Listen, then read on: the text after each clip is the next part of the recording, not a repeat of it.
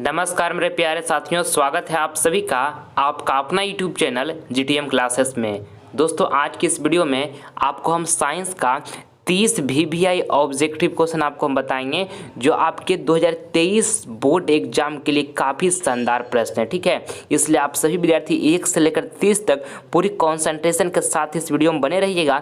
एक भी प्रश्न आप स्किप नहीं कीजिएगा। ठीक है, अगर जो आप सभी विद्यार्थियों का टारगेट है कि मुझे 2023 बोर्ड एग्जाम का काफ़ी बेहतरीन तैयारी करना है, तो अभी से पूरी जोश एनर्जी के साथ लग जाइए मेरे प्यारे साथियों। अगर जो अभी से आप मेहनत करते हैं तो आप 2023 बोर्ड एग्जाम का काफ़ी शानदार तैयारी कर पाइएगा। ठीक है, आपको हम इस वीडियो के माध्यम से 30 काफ़ी महत्वपूर्ण ऑब्जेक्टिव क्वेश्चन साइंस का बताने वाले हैं जो आपके बोर्ड एग्जाम के लिए काफ़ी महत्वपूर्ण साबित होगा।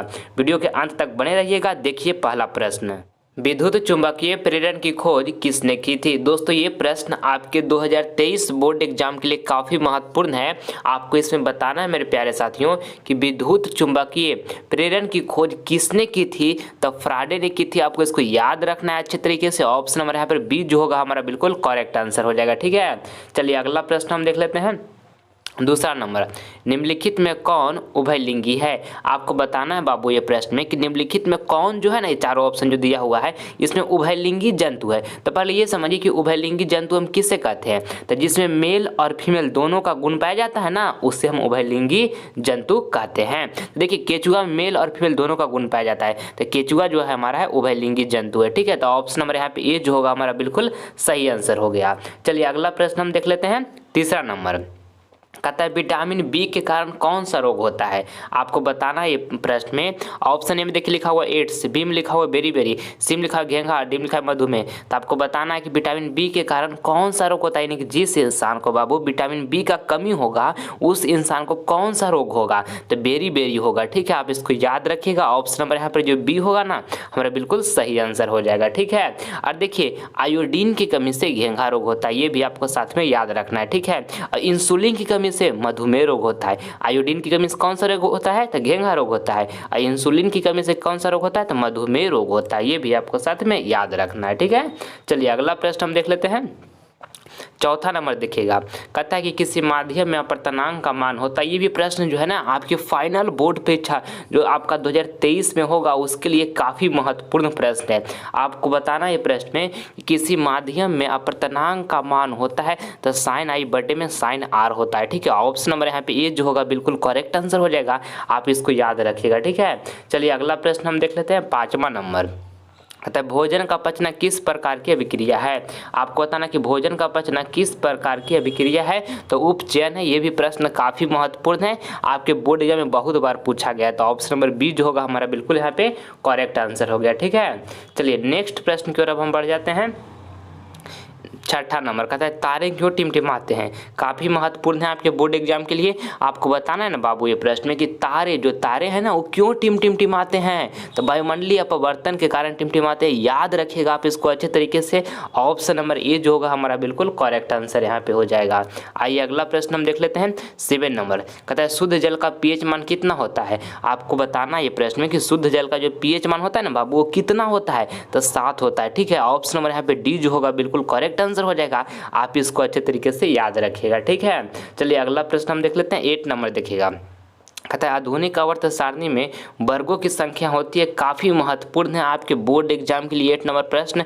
आपको बताना है कि आधुनिक आवर्त सारणी में वर्गों यानी कि ग्रुप की संख्या होती है, तो 18 होती है। ठीक है, ऑप्शन नंबर यहाँ पर जो बी होगा ना हमारा बिल्कुल करेक्ट आंसर हो जाएगा। आप सभी विद्यार्थी इसको अच्छे तरीके से याद रखिएगा। ठीक है, चलिए अगला प्रश्न हम देख लेते हैं। 9 नंबर कहता है नर युग्मक एवं मादा युग्मक के संकलन को कहते हैं। आपको बताना है बाबू ये प्रश्न कि नर युग्मक एवं मादा युग्मक के संकलन को कहते हैं तो निषेचन कहते हैं। आपको इसको याद रखना है। ठीक है, ऑप्शन नंबर यहाँ पे ये जो होगा हमारा बिल्कुल सही आंसर हो जाएगा। ये भी प्रश्न आपके बोर्ड एग्जाम के लिए अति महत्वपूर्ण है। ठीक है, चलिए आगे बढ़ते हैं। अब हम 10 नंबर प्रश्न कहता है सबसे कठोर तत्व है कौन है। तो सबसे कठोर तत्व जो है कौन है, तो हीरा है। ठीक है, ऑप्शन नंबर यहाँ पर बी जो होगा बिल्कुल हमारा राइट आंसर हो जाएगा। आप इसको याद रखिएगा। ठीक है, चलिए अगला प्रश्न हम देख लेते हैं। 11 नंबर कहता है कि पीतल उदाहरण है, आपको बताना है कि पीतल जो है ना वो उदाहरण है तो मिश्रण का है, ठीक है। मिश्रण किसका किसका पीतल है, तो याद रखिएगा कॉपर जिसको हम Cu से डिनोट करते हैं और जिंक जिसको Zn से डिनोट करते हैं, ठीक है। तो पीतल मिश्रण है, किसका मिश्रण है, तो कॉपर और जिंक का मिश्रण पीतल है, आप इसको याद रखिएगा। तो ऑप्शन नंबर यहाँ पे सी जो होगा बिल्कुल सही आंसर हो गया। आइए अगला प्रश्न देखते हैं 12 नंबर। और मेरे प्यारे विद्यार्थी, अगर जो अभी तक आप सभी GTM क्लासेस परिवार से नहीं जुड़े हैं तो चैनल को सब्सक्राइब करके GTM क्लासेस परिवार से जुड़ जाइए। आप सभी को हम 2023 बोर्ड एग्जाम के लिए काफ़ी शानदार प्रिपरेशन करवाने वाले हैं, ठीक है। इसलिए आप सभी विद्यार्थी पूरी मन से अच्छे से पढ़ाई कीजिएगा बाबू, क्योंकि माता पिता आपको बहुत उम्मीद से पाल पोस कर इतना बड़ा किए हैं, तो आपका दायित्व तो बनता है कि हम खूब जीवन में मेहनत करें, खूब तरक्की करें और उनका नाम को माता पिता का गाँव मोहल्ले समाज में रोशन करें, ठीक है। आप सभी विद्यार्थी मन से पढ़िएगा। एक एक रुपया जो आपके लिए खर्चा के लिए, स्कूल फीस के लिए, ट्यूशन फीस के लिए आपको देते हैं ना माता पिता, वो बहुत कष्ट से आता है बाबू, एक एक रुपया, ठीक है। और वो मेहनत का पैसा आपको देते हैं, तो उस मेहनत को पैसा को आप बर्बाद मत कीजिएगा, अच्छे तरीके से पढ़ाई कीजिएगा। GTM क्लासेस परिवार आपके साथ बना हुआ रहेगा। अभी तक चैनल को सब्सक्राइब नहीं किए तो कर लीजिए। आप सभी विद्यार्थी अच्छे तरीके से जीवन में मेहनत कीजिए और माता पिता को खूब नाम रोशन कीजिए, ठीक है। क्योंकि बचपन से लेकर इतना बड़ा आपको माता पिता किए हैं बाबू, तो आपसे उनका कुछ उम्मीद बना हुआ है, कुछ आशा बना हुआ है कि हमारा बेटा या बेटी बड़ा होकर हमारा नाम रोशन करेगा। तो इस उम्मीद को जो आपसे माता पिता किए हुए हैं उसको आपको सहानुभूति के साथ निभाना है, ठीक है। तो मन से पढ़ाई कीजिएगा तब ना बाबू, ठीक है, इसलिए मन से पढ़ाई कीजिएगा। चलिए देखते हैं हम 12 नंबर प्रश्न। देखिएगा, कहता है कि शरीर की सबसे लंबी कोशिका कौन सी होती है। आपको बताना है कि शरीर की सबसे लंबी कोशिका होती है ना बाबू, कौन सी होती है, तो तंत्रिका कोशिका होती है, ठीक है। ऑप्शन नंबर यहाँ पर बी जो होगा बिल्कुल हमारा करेक्ट आंसर हो जाएगा, आप इसको याद रखिएगा। चलिए अगला प्रश्न हम देख लेते हैं 13 नंबर। देखिए, कहता है कि मस्तिष्क उत्तरदायी होता है। आपको बताना कि मस्तिष्क उत्तरदायी होता है, तो देखिए सोचने के लिए भी मस्तिष्क उत्तरदायी होता है, ठीक है। और हृदय स्पंदन के लिए भी मस्तिष्क उत्तरदायी होता है और शरीर का संतुलन बनाने के लिए भी जो है मस्तिष्क उत्तरदायी होता है। तो राइट आंसर जो होगा सभी के लिए होगा, सभी के लिए, यानी कि ऑप्शन नंबर यहाँ पे डी जो होगा हमारा बिल्कुल सही आंसर हो जाएगा। आप इसको ध्यान में अच्छे तरीके से रखना है आपको, ठीक है। आइए अगला प्रश्न देखते हैं 14 नंबर। कहता है विद्युत बल्ब में फिलामेंट तार बना होता है। आपको बताना है कि विद्युत बल्ब में फिलामेंट तार जो होता है ना वो बना होता है, जो पीला वाला बल्ब होता है ना उसका फिलामेंट जो होता है वो किस चीज़ का बना होता है, तो टंगस्टन का बना होता है। इसको ध्यान में रखिएगा, जब भी पीला वाला बल्ब पर आपको घर में अगर नजर जाए तो उसको ध्यान दीजिएगा कि जो फिलामेंट बना हुआ है टंगस्टन का बना हुआ है, सर बताए थे। तो इस तरह से करके आप याद रखिएगा बाबू, कभी भी नहीं भूलिएगा। विद्युत बल्ब का जो फिलामेंट होता है वो किस तार का बना होता है, तो टंगस्टन का बना होता है। और देखिए विद्युत हीटर जो होता है ना, विद्युत हीटर उसका कुंडली जो होता है वो किस चीज़ का बना होता है, तो नाइक्रोम का बना होता है बाबू, इसको भी याद रखिएगा, आपका बोर्ड एग्जाम में आता है, ठीक है। चलिए आगे बढ़ते हैं 15 नंबर प्रश्न यहाँ पे देखिएगा, कहता है मेंडल ने अपने प्रयोग के लिए किस पौधे को चुना। आपको बताना है कि मेंडल ने अपने प्रयोग के लिए किस पौधे को चुना, तो मटर को चुना, मटर को। ऑप्शन नंबर यहाँ पे डी जो होगा ना बिल्कुल हमारा सही आंसर हो जाएगा, आप इसको याद रखिएगा, ठीक है, अच्छे तरीके से, काफ़ी महत्वपूर्ण प्रश्न है।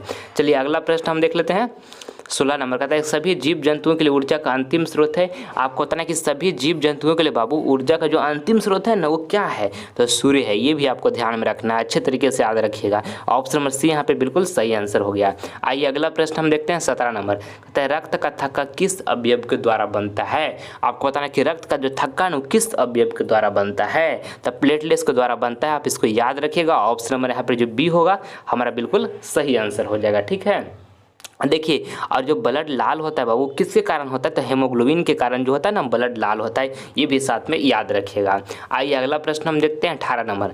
कहता है कि किसी वस्तु का प्रतिबिंब नेत्र के किस भाग पर बनता है। आपको बताना है ना ये प्रश्न में कि किसी वस्तु का जो प्रतिबिंब होता है वो नेत्र के किस भाग पर बनता है, दृष्टि पटल पर बनता है, ठीक है, आप इसको याद रखिएगा। ऑप्शन नंबर यहाँ पर बी जो होगा बिल्कुल हमारा करेक्ट आंसर हो जाएगा। और दोस्तों ये भी आप साथ में याद रखिएगा कि नेत्रदान में नेत्र का कौन सा भाग दान में दिया जाता है, तो कॉर्निया को दिया जाता है, इसको आपको याद रखना है, आपके बोर्ड एग्जाम में बार बार ये प्रश्न आते हैं। आइए अगला प्रश्न हम देखते हैं 19 नंबर। कहता है स्वपोषी पोषण के लिए आवश्यक है, काफ़ी महत्वपूर्ण है ये 19 नंबर प्रश्न आपके बोर्ड एग्जाम के लिए। आपको बताना है कि स्वपोषी पोषण के लिए आवश्यक है क्लोरोफिल के लिए, या तो सूर्य के प्रकाश के लिए, तो CO2 यानी कार्बन डाइऑक्साइड, और डी में लिखा है सभी। तो आपको बताना है बाबू ये प्रश्न में कि स्वपोषी पोषण के लिए आवश्यक है, तो क्लोरोफिल भी है, ठीक है, सूर्य का प्रकाश भी है, और CO2 यानी कार्बन डाइऑक्साइड भी है। तो हमारा राइट आंसर जो होगा सभी। ऑप्शन नंबर यहाँ पे डी जो होगा हमारा बिल्कुल करेक्ट आंसर हो जाएगा, आप इसको याद रखिएगा, ठीक है। चलिए अगला प्रश्न हम देखते हैं 20 नंबर देखिएगा, कहता है 1 मिली एम्पियर बराबर होता है, आपको बताना है ये 20 नंबर प्रश्न में कि 1 मिली एम्पियर बराबर होता है 10 के पावर -3 एम्पियर होता है, 10 के पावर -3 एम्पियर होता है 1 मिली एम्पियर बराबर। तो ऑप्शन नंबर ए जो होगा हमारे यहाँ पे बिल्कुल करेक्ट आंसर हो गया। ठीक है, चलिए अगला प्रश्न हम देख लेते हैं, 21 नंबर आगे देखते हैं। कहता है प्रकाश के प्रवर्तन के कितने नियम हैं, आपको बताना है कि प्रकाश के प्रवर्तन के नियम कितने हैं, तो 2 हैं, आपको इसको याद रखना है। ऑप्शन नंबर बी जो होगा बिल्कुल हमारा सही आंसर हो जाएगा। और जब अगर जो पूछते हैं आपसे बोर्ड एग्जाम में कि प्रकाश के अपवर्तन के कितने नियम है, प्रकाश के अपवर्तन के जो है कितने नियम है, तो अपवर्तन का भी 2 नियम होता है बाबू, ये भी याद रखिएगा। ठीक है, चलिए अगला प्रश्न हम देख लेते हैं 22 नंबर। इस वीडियो के माध्यम से बाबू आपको हम 30 ऑब्जेक्टिव क्वेश्चन जो आपको बता रहे हैं आपके 2023 बोर्ड एग्जाम के लिए वेरी इंपॉर्टेंट प्रश्न है। ठीक है, इसलिए 30 में से जो भी प्रश्न आपको याद नहीं होगा उसे प्लीज़ आप नोटबुक पर लिख लीजिएगा अच्छे तरीके से और याद कर लीजिएगा। अगर जो बाबू आप अभी से अच्छे तरीके से पढ़ाई करते हैं तो आपको 2023 बोर्ड एग्जाम जो होगा उसमें आप काफ़ी शानदार प्रदर्शन कीजिएगा, ये मैं आपकी गारंटी के साथ कहता हूँ। ठीक है, इसलिए अभी से पूरी जोश एनर्जी के साथ आप सारे विद्यार्थी पढ़ाई कीजिए। ठीक है, चलिए देखिएगा 22 नंबर प्रश्न कहता है कि डीजल का उपयोग होता है तो ऑप्शन ए में लिखा है भारी वाहनों में, बी में लिखा है रेल के इंजनों में, सी में लिखा है विद्युत उत्पादन में और डी में लिखा है इन सभी में। तो आपको बताना है ये 22 नंबर प्रश्न में कि डीजल जो है ना उसका उपयोग होता है तो भारी वाहनों में भी होता है और रेल के इंजन में भी होता है और विद्युत उत्पादन में भी होता है। तो राइट आंसर जो होगा इन सभी में, ऑप्शन नंबर यहाँ पे डी जो होगा हमारा बिल्कुल सही आंसर हो जाएगा। ठीक है, चलिए अगला प्रश्न हम देखते हैं 23 नंबर। कहता है कि प्रकाश किस रंग का तरंगदैर्घ्य सबसे अधिक होता है, आपको बताना है कि प्रकाश का किस रंग का जो तरंगदैर्घ्य होता है ना वो सबसे अधिक होता है। तो लाल रंग का जो तरंगदैर्घ्य होता है ना बाबू ये सबसे अधिक होता है, आपको इसको याद रखना है। ऑप्शन नंबर यहाँ पे सी जो होगा ना बिल्कुल हमारा करेक्ट आंसर हो जाएगा। और जब आपसे एग्जाम में पूछ दिया जाए कि प्रकाश का किस रंग का तरंगदैर्घ्य जो होता है ना सबसे कम होता है तो बैगनी रंग का तरंगदैर्घ्य सबसे कम होता है, ये आपको साथ में याद रखना है अच्छे तरीके से। ठीक है, चलिए अगला प्रश्न हम देख लेते हैं 24 नंबर। कहता है शुक्राणु का निर्माण होता है, आपको बताना है बाबू ये प्रश्न में कि शुक्राणु का निर्माण होता है तो वृषण में होता है। ठीक है, आप इसको याद रखिएगा। ऑप्शन नंबर यहाँ पे बी जो होगा हमारा बिल्कुल सही आंसर हो जाएगा। आइए अगला प्रश्न हम देखते हैं 25 नंबर। निम्न में से किसे चाकू से काटा जा सकता है, आपको बताना है कि निम्न में से किसे चाकू से काटा जा सकता है। तो देखिए लिथियम को चाकू से काटा जा सकता है और सोडियम को भी चाकू से काटा जा सकता है। ठीक है, तो राइट आंसर जो हमारा होगा दोनों होगा, यानी कि ऑप्शन नंबर यहाँ पे सी जो होगा ना हमारा बिल्कुल सही आंसर हो जाएगा। आपको इसको अच्छे तरीके से याद रखना है। ठीक है, चलिए अगला प्रश्न हम देखते हैं 26 नंबर। कहता है कि चींटी के डंक में कौन सा अम्ल पाया जाता है, आपको बताना है बाबू ये प्रश्न में कि चींटी के डंक में कौन सा अम्ल पाया जाता है, तो मिथेनोइक अम्ल पाया जाता है। ठीक है, ऑप्शन नंबर यहाँ पे सी जो होगा हमारा बिल्कुल सही आंसर हो जाएगा। आप इसको अच्छी तरीके से याद रखिएगा। ठीक है, चलिए अगला प्रश्न हम देखते हैं 27 नंबर देखिएगा। 27 नंबर प्रश्न जो है काफ़ी महत्वपूर्ण है आपके बोर्ड एग्जाम के लिए। आपको बताना है कि दाढ़ी बनाने में किस प्रकार का दर्पण का प्रयोग किया जाता है, दाढ़ी बनाने में किस प्रकार दर्पण का प्रयोग किया जाता है, तो अवतल दर्पण का प्रयोग किया जाता है। ठीक है, आप इसको याद रखिएगा। ऑप्शन नंबर यहाँ पर बी जो होगा ना हमारा बिल्कुल सही आंसर हो जाएगा। ठीक है, और जब आपसे पूछेगा ना कि जैसे में मोटर कार के चालक के सामने कौन सा दर्पण लगा हुआ रहता है, तो उत्तर दर्पण लगा हुआ रहता है मोटर कार के चालक के सामने, ये भी आपको साथ में याद रखना है, काफ़ी महत्वपूर्ण है आपके बोर्ड एग्जाम के लिए। आइए अगला प्रश्न देखते हैं 18 नंबर। कहता है क्लोरोफिल वर्णक का रंग होता है, आपको बताना है कि क्लोरोफिल वर्णक का रंग होता है तो हरा होता है। ऑप्शन नंबर यहाँ पे ये जो होगा बिल्कुल हमारा करेक्ट आंसर हो जाएगा। आप इसको अच्छे तरीके से याद रखिएगा। ठीक है, चलिए अगला प्रश्न हम देख लेते हैं 29 नंबर देखिएगा। कहता है क्षारीय विलयन का पीएच मान होता है, आपको बताना है बाबू ये प्रश्न में कि क्षारीय विलयन का पीएच मान होता है 7 होता है या 7 से कम होता है या 7 से अधिक होता है, इनमें से कोई नहीं। तो क्षारीय विलयन का जो पीएच मान होता है ना बाबू वो 7 से अधिक होता है, आप इसको याद रखिएगा। ऑप्शन नंबर सी जो होगा यहाँ पे हमारा बिल्कुल सही आंसर हो जाएगा। और अम्लीय विलयन का जो पीएच मान होता है वो 7 से कम होता है, ये भी ध्यान में रखिएगा। और उदासीन विलयन का पीएच मान जो होता है वो 7 के बराबर होता है, ये भी आपको साथ में याद रखना है। ठीक है, चलिए अगला प्रश्न हम देखते हैं 30 नंबर। कहता है CFC का पूरा नाम क्या है, आपको बताना है कि CFC का पूरा नाम जो है ना वो क्या है, तो क्लोरोफ्लोरोकार्बन है, आप इसको याद कर लीजिएगा। ऑप्शन नंबर यहाँ पे सी जो होगा हमारा बिल्कुल करेक्ट आंसर हो जाएगा। CFC का पूरा नाम क्या है, तो क्लोरोफ्लोरोकार्बन है। ठीक है, चलिए अगला प्रश्न जो है ना बाबू आपका HW का प्रश्न है। आप सभी विद्यार्थियों को मैं ये प्रश्न होमवर्क में दे रहा हूँ, इसका जवाब कमेंट बॉक्स में दीजिएगा, जो आंसर आपको बिल्कुल सही लगेगा। ठीक है, बताना है कि मोटर कार के हेडलाइट में किसका प्रयोग होता होता है। ऑप्शन ए में लिखा है समतल दर्पण, बी में लिखा उत्तल दर्पण, अब देखिए सी में लिखा अवतल दर्पण और डी में लिखा उत्तल लेंस। तो जो ऑप्शन सही लगेगा उसका जवाब कमेंट बॉक्स में जरूर दीजिएगा। आप सभी विद्यार्थी का कमेंट का हम रिप्लाई जरूर देंगे, ठीक है। और मैं उम्मीद करता हूं बाबू कि वीडियो आपको पसंद आया होगा। तो प्लीज़ आप सभी विद्यार्थी इस वीडियो को एक दिल से लाइक करें और ज़्यादा से ज़्यादा इस वीडियो को अपने फ्रेंड के पास भी शेयर करें। और जो अभी तक आप सभी विद्यार्थी ने चैनल को सब्सक्राइब नहीं किए तो कर लीजिए। इससे आपको फ़ायदा क्या होगा कि जब भी हम लाइव क्लास लेकर आएंगे ना तो नोटिफिकेशन जो होगा सबसे पहले आपको मिलेगा। इसलिए सब्सक्राइब आप जल्द से कर लीजिए और पूरे मन से शिद्दत के साथ पढ़ाई कीजिएगा बाबू। 2023 बोर्ड एग्जाम का काफ़ी बेहतरीन तैयारी कीजिएगा। अभी से पूरे मन से पढ़ाई कीजिए। माता पिता आपको बहुत उम्मीद से पाल पोस कर बड़ा किए हैं, आपसे बहुत आशा किए हुए हैं, होप लगाकर बैठे हुए हैं, तो उस आशा को आपको पूरा करना है, ठीक है। और अगर जो लाइफ में प्रॉब्लम आता है, समस्या आता है, तो उसे डिप्रेस नहीं होइएगा, अपने लक्ष्य से भटकिएगा नहीं, कॉम्पीट कीजिएगा, उससे लड़िएगा, ठीक है। एक मोटिवेशनल लाइन आपको मैं अंत में बताता हूँ कि अरे ना संघर्ष ना तकलीफ तो क्या खाक जीना जिंदगी में, बड़े बड़े तूफान भी थम जाते हैं जब आग लगी हो सीने में। दोस्तों अगर जो आपको लाइफ में प्रॉब्लम कितना भी बड़ा क्यों ना हो, अगर जो आपके सीने में आग लगा हुआ है ना तो वो प्रॉब्लम यूं ही थम जाएगा, ठीक है। इसलिए पूरी शिद्दत के साथ मेहनत कीजिएगा बाबू। कोई प्रॉब्लम आएगा तो उससे लड़िएगा, हारिएगा मत, ठीक है। मिलते हैं आप सभी विद्यार्थी से अगले वीडियो में। तब तक के लिए जय हिंद जय भारत।